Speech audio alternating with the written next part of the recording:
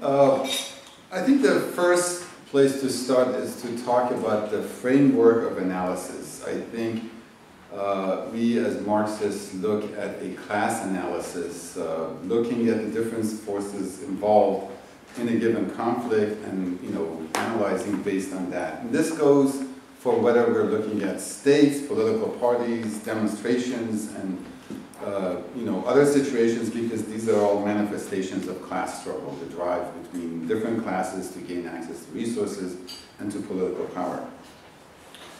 So the first thing that we need to do is talk about really the false framework that is given to us on a daily basis by the, by the business media.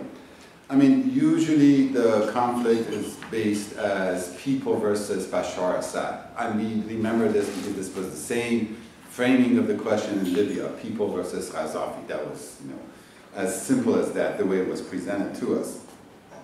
And of course, in the case of the Syrian conflict, which has a lot of complexities, it is not a simple issue, but this is completely a false framing of the situation. I mean, for one thing, there have been, since March of 2011, when the first demonstrations happened against the state in Syria, there have been large demonstrations. Of course, the ones we see on television are all of the opposition, but there have been large demonstrations in support of the state. There were demonstrations in Damascus of hundreds of thousands, large portraits of Bashar Assad, the president, and so forth. So this has put a hole in this narrative of the people being all on one side and the state on the other. There was a poll actually conducted a few months ago. The poll was conducted by a polling company in Qatar, which is actually one of the countries, and we'll get to that a little bit more later, one of the countries that is doing the most to try to overthrow the regime in Syria. And that poll indicated a 53% support for the state in Syria. It was a small sample size, so it can't be relied upon for its exact accuracy. But the point being that the framing of the question as the people on one side and the regime on the other, or the state on the other, is completely false. By the way, last week in the parliamentary elections that were held as part of the reforms that President Bashar Assad has embarked upon, 53% of the population took part in the vote. So this is roughly in line, not to say that it's an exact number, but again, the notion that every single Syrian is trying to overthrow the regime is basically questioned by that development. Even corporate media sources, as the months have gone on, they are now talking about the existence of support for the regime. Another way that the conflict is commonly framed, again, which doesn't help us understand what is really going on, is this a repressive regime versus pro-democracy, a pro-democracy movement. Now, pro-democracy really cannot be a base of analysis, because every opposition in the world talks about democracy, and what we really need to look at is the forces that are on each side. And every state in the world is in essence an instrument of class rule. States do repress, that's the reality. And the question is, which class is repressing which other classes in society? And also we have to look at the question of what happens if the opposition takes over the state power. I mean, we have a very recent example, for example, in Libya, where the supposedly pro-democracy forces took over power, and they're not very democratic now. In addition to being overtly racist, all the lynching of Libyans and immigrants with dark skin, and they just passed the law. They passed the law that anyone defending Gaddafi's Green Book is going to be sentenced to life in prison. That's not very democratic. So another thing to talk about is the Syrian National Council. We'll talk more about that, but it's the alternative that the imperialist countries are pushing for. It's not a particularly democratic alternative. Its leaders, its key leaders, don't even have a direct connection to Syria. The head of the SNC, the Syrian National Council, is a university professor in France, Borhaneddin Ghalioun, who's been living in Paris for decades. And the SNC, the Syrian National Council, is seeking political power by seeking recognition from, heads of main Western states, imperialist powers, by trying to get Britain, France, Germany, and the rest to declare that the Syrian National Council represents the Syrian people. Now, that's not very democratic. How is the government of France or England qualified to determine who represents the Syrian state? The Syrian people, rather. And, another component, again, if we want to talk about, pro-democracy and so forth, is that the opposition, by and large, at least the part of the opposition that has taken up arms against the Syrian state, is seeking a sectarian form of state under the Sunni sect of Islam. Of the Syrian population, by the way, about 74% are Sunnis, 13% are Alawites. Alawites and the so-called Twelvers, which are, another sect of Islam, and 10% Christians, and, and others. The current Ba'ath government that has been in power is a secular state, and its, government officials encompass Alawites, Sunnis, Christians, and others. It has never been about a particular sect. It is a secular state. So, and again, talking about democracy, not to oversimplify matters, but basically going from a secular state to a sectarian state is not a move in the democratic direction. So all of these childishly simple characterizations of the conflict in Syria that are really intended to keep us from understanding what is really going on are, these narratives that are meant to confuse rather than clarify. So I'm going to say a few words about the real forces that are on the two sides of the conflict. So on the one hand, we have the Syrian state. It is what we refer to as a bourgeois national state, meaning it's a capitalist society, but it's run by nationalist elements and currents in society. So the state stands for independence. It is creating a block, an impediment to the plunder of the multinational corporations. Syria's economy has a strong, very strong state sector. There have been some privatizations in recent years, but the state still controls most of the economy. And unlike the US client states, the so-called, what are loosely referred to as democratic states, the government of Syria and the markets of Syria are not run by the corporations or by Washington. So as part of its independence, the Syrian state has been historically and continues to be opposed to the US, to Israel, which is why there has been a drive for regime change which long predates the current developments in Syria. Syria, in fact, was in line for regime change after the 2003 invasion of Iraq. Syria, Iran, and Libya were understood to be next in line, and they were supposed to be, according to John Bolton, they were supposed to draw the appropriate lessons. So let's talk about the opposition, and there's different elements to that. First is the Syrian National Council, the SNC that we talked about. It was formed in August 2001 in Europe under the tutelage of the US and Britain and the rest of them. It was originally called the Syrian National Transitional Council, which was an interesting name. It was after the Libyan National Transitional Council, and it was a signal by the people who were forming this alternative to power that we're of the same material, we're the same political force as the Syrian National Council, meaning essentially clients of the imperialist powers. There's also the Muslim Brotherhood, which is really the only force on the ground that has representation in the Syrian National Council. There's been a lot of reports, including in the mainstream media, of the fact that the SNC has no real connection to the forces on the ground in Syria at all. The Muslim Brotherhood is a force that does exist on the ground. The Muslim Brotherhood, and the Muslim Brotherhood, by the way, exists in different countries, and it has different characters. There's Muslim Brotherhood, of course, in Egypt also, and there's, they are the largest bloc in Egypt right now in the elections.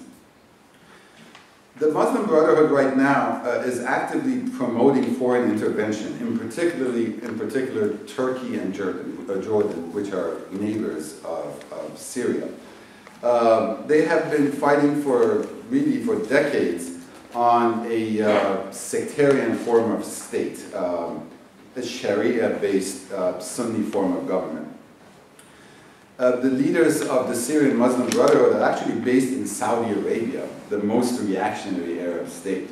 And Muslim Brotherhood leaders have openly called for intervention, and they're at times really complaining about not enough intervention on the part of the Arab League, the Gulf Cooperation Council, and Turkey. And they are actually calling for military intervention in Syria as well. Of course, another force that's a smaller force, but Al-Qaeda has entered Syria, and just last week there were 2 explosions that killed at least 55 people. The explosions were in Damascus, and Al-Qaeda has taken responsibility for it. Ayman al-Zawahiri, the head of Al-Qaeda, has declared that they want to overthrow the secular Syrian state. Now, there are sectors of the opposition, not armed opposition, that are different in political character. For example, in contrast to the SNC, there is an opposition force that calls itself the National Coordination Committee, and it is led by opposition figures living inside of Syria. And the NCC, the National Coordination Committee, follows a program of the 3 no's. No to foreign intervention, no to sectarianism, and no to violence. The NCC has been open to dialogue with the Assad state, with the Bashar Assad state, and they take a very strong position against the imperialist-supported SNC. One of the leaders of the National Coordination Council, Haitham Manna, calls the SNC a, quote, Washington club, and considers anyone calling for foreign intervention in Syria a traitor. Qadri Jamil, who's another NCC leader, calls the SNC, the Syrian National Council, the one that's based in Europe, calls them an, quote, unpatriotic opposition in Istanbul that calls for and works towards Western interference in Syria, end quote. And of course, there's individuals. There's individuals with grievances. Of course, I mentioned the privatizations. The state in Syria has not been very tolerant of individual freedoms. And there's individuals, just like the case of any movement, there's individuals with grievances, there's individuals with complaints, there's individuals with, who are going into the streets, particularly in the initial stages, due to economic hardship and due to other matters. But what we have to remember is that in the analysis of a political situation, we cannot deal with, individuals. It is the political formations, the political institutions that determine the direction of things to go. In Libya, some of the individuals who initially entered the demonstrations, they were upset at, some privatizations, even though that wasn't too widespread, but there were privatizations of state-owned industries, along with the hardships that are associated with that. This has been the case in Syria too, but of course in Libya no one went back later when the Libyan so-called rebels declared themselves friends of the US in the region and granted, and it's still continuing, great contracts to the oil companies. No one went back to those individuals to ask their individual opinions, of course. What determines the course of events is the leadership, the political events. So we're not at all saying that every individual who has demonstrated, against the Syrian regime is trying actively and consciously to bring in the US and NATO and the rest of them. But that has to be the basis of our analysis, the actual forces involved and the real alternatives that exist, the likely outcomes that could come out. Another force in the opposition, the military force, calls itself the so-called Free Syrian Army. This is a militia force that operates out of Turkey. It claims to have about 10,000 fighters. That's probably an exaggeration, but they do have some forces. It consists mainly of military personnel who have defected, including officers. It is an organization that's part military and part criminal. We have to also say that defections have been relatively limited compared to the intensity of the conflict and the number of months that this has been going on. But talking about the criminal aspect of the Free Syrian Army, Human Rights Watch, which is actually a, George Soros is pretty mainstream, pretty right-wing actually, human rights organization, recently released a report describing human rights violations carried out by members of the Free Syrian Army, and I'm quoting that report. Armed anti-Assad opposition groups have been kidnapping both civilians and members of the state security forces and demanding ransom money from their families. Executions of civilians have also been reported to Human Rights Watch. 3 people who were accused of working with the government of Syria were tortured to death by the opposition forces in Idlib. And of course, the Obama administration has been aiding the Free Syrian Army. WikiLeaks revealed a couple of months ago that the US and particularly the British and the Gulf Cooperation Council countries have had forces on the ground training them, particularly on the Turkish side of the border. Just 2 days ago, there was a Washington Post report that basically revealed that the FSA, the Free Syrian Army, is beginning to get more and better weapons in an effort that is paid by the Gulf Cooperation Council nations. And I'll talk about that, the GCC nations, in a second. And basically the operation is coordinated by the United States, according to the report in the Washington Post. Still, if we look at the corporate media, we will see many indications that the imperialist forces have not been able to form a cohesive unit between the Free Syrian Army and the Syrian National Council. In fact, even within the Syrian National Council, there's been wide-scale conflict. A few days ago, they had elections, and while Galioun got re-elected, there was a number of people who resigned, and there was serious conflict there as well. Up to this time, and even right now, a very large-scale military operation, including the arming of the Free Syrian Army, has not been at as large a level. I mean, like I mentioned, it has happened, and it is happening, and it is moving up, but it hasn't happened as large a scale as we might have expected. Part of the reason may be that the U.S. and its allies aren't even sure what will happen to the weapons if they provide the Free Syrian Army with a lot of weapons. They may just turn around and sell them. The Free Syrian Army is far from well organized, and they even acknowledge it. Colonel Qassem Saad-ad-Din, who heads the FSA's military council in the district of Homs, admitted, quote, "Communication lines are always being cut and it is difficult to organize between different regions. I can't hide that this is a problem," end quote. Well, what are the international alliances? What are the international lineup of forces with regards to Syria? Iran and Lebanon's Hezbollah are, of course, the Syrian state's closest allies. In fact, Israel and the US look at the possibility of regime change in Syria as another way of pressuring and weakening Iran, and of course as bringing an end to the resistance in Palestine. Elsewhere, of course, Cuba and Venezuela and a few other Latin American countries have expressed support for the Syrian state against foreign intervention. In the UN, unlike the case of Libya, Russia and China have refused to go along with the resolutions to set the stage for a US/NATO type military intervention. Free zones and so forth. What is it called? No-fly zones. No-fly zones. Yeah. And then there's the Arab League. And of course, every time the media puts out the term Arab League, it's in the same sentence or the next, they talk about the international community. And we're supposed to believe that the Arab League is so interested in the expansion of democracy into Syria that they're giving weapons and money and diplomatic support to the cause of democracy in Syria.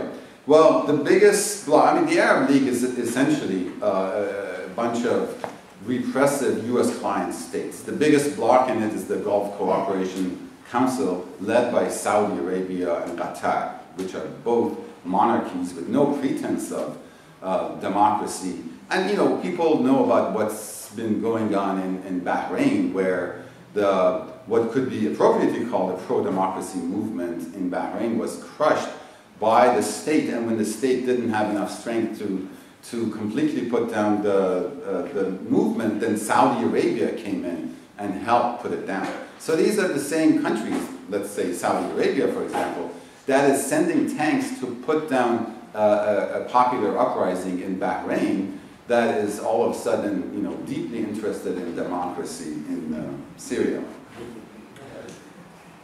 Of course, the UN, despite the fact that China and Russia have not gone along with I mean, they went along with one round of sanctions, but not one round of sanctions, like a mild verbal condemnation and so forth. But the sanctions that are on Syria right now, the US and the EU, the European Union, but Kofi Annan, the former head of the UN, representing the UN and the Arab League, has a plan, and the plan calls for a ceasefire on both sides. This is the armed opposition and the state.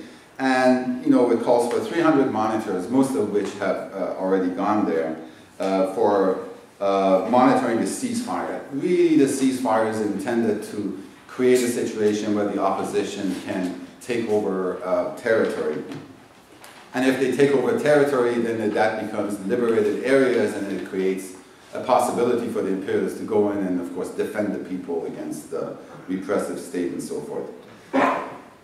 Just to mention another thing about the UN has cited over 9,000 people killed in Syria, and it is a bloody conflict, no question about that. But the UN, to this day, refuses to distinguish between people of both sides, and the way the numbers are thrown at us is to have us believe that the Syrian state has killed 9,000 of the opposition. The state is saying that, the government is saying that 2,600 of its soldiers alone, and soldiers and police, have been killed. And there's, of course, been civilians on the side of the government, and that distinction is not at all made on the part of the UN. So, what is the current state of things? I mean, one thing is important to realize, and that is the fact that the Syrian state is unlikely to fall without a direct intervention on the part of the imperialists. And that's been really the approach of the Free Syrian Army, is to find a way to get the imperialists involved. And not just the Free Syrian Army, but the Syrian National Council, the Muslim Brotherhood, and all the rest of them. With all the condemnations of the Syrian state, by Israel, by the U.S. and their allies. I mean, Ehud Barak just spoke, and there was a report on that where he said, Assad has got to go. Assad is doomed. And of course, Hillary Clinton and President Obama and Sarkozy and the rest of them, of course Sarkozy is no longer in power, but they've all said that Assad has to go, and they want the overthrow of the Syrian regime. But the reality is that, in fact, Syrian state has maintained control of the territory. And that's where the need, from the imperialist perspective, the need of a US, NATO direct intervention becomes more necessary. It is highly unlikely, it seems like, that the Syrian state is going to get overthrown by the strength of the opposition forces. I have a quote from an analyst, a mainstream analyst by the name of Van Dam, who states, quote, "Sectarianism is an essential dynamic for the regime and in effect is making the regime stronger. Those within the security forces who are loyal to the president may now feel even more solidarity than before." And he goes on to say, Van Dam goes on to say, "I don't see how you bring down this regime without violence, but those who are willing to use violence that is, lack the capacity," end quote. So what are the imperialist plans for going forward? I mean, one thing I mentioned, like the Washington Post article pointed out, is increased arming of the rebels. But another thing that's been talked about for months now is setting up a zone, not just a no-fly zone, but a no military presence zone on the border of Syria and Turkey, but get this, on the Syrian side, not on the Turkish side. So the plan is to take part of the the Syrian soil over which it has sovereignty, turn it into a free zone, and in fact use that as a staging ground for organizing and launching attacks inside of Syria. And Syria is a relatively small country. And of course, to this day, on the other side, in the Golan Heights that Israel continues to occupy since 1967, that's actually pretty close to Damascus. From those heights, you can actually see Damascus. So, that's another thing that's going on. Although Israel, so far, I have not seen any reports of the Mossad being directly involved, but it would be surprising if they weren't. And of course, the other factor that we have to look at is that the continuing sanctions that exist and the continuation of the current conflict, of course, weakens the economy. It has considerably weakened the economy, and so the US and its European allies are hoping that as this situation drags on, it will further weaken the state, and it may provide opportunities for the opposition, an opposition that they have ready to go abroad with the Syrian National Council. So in closing, I'll just say, what is our responsibility? And this is an important thing. Our primary responsibility here, whether it's Libya, whether it's Syria, or any other country, with the US government being directly and indirectly involved in invasions, occupations, coups, the funding of the so-called pro-democracy movements, and regional military maneuvers and so forth, in every corner of the world, our number one responsibility is to stand up to the US state, to demand that the US stop its interventions in the different parts of the world, and this definitely includes Syria. Our number one task is not to choose sides in an internal conflict in what is now kind of a low-level civil war in Syria and elsewhere. Our number one responsibility is to demand that the US and its imperialist allies stop funding, stop arming the opposition forces, stop the sanctions, and let the Syrian people decide their own destination. Self-determination for the Syrian people, US out of Syria.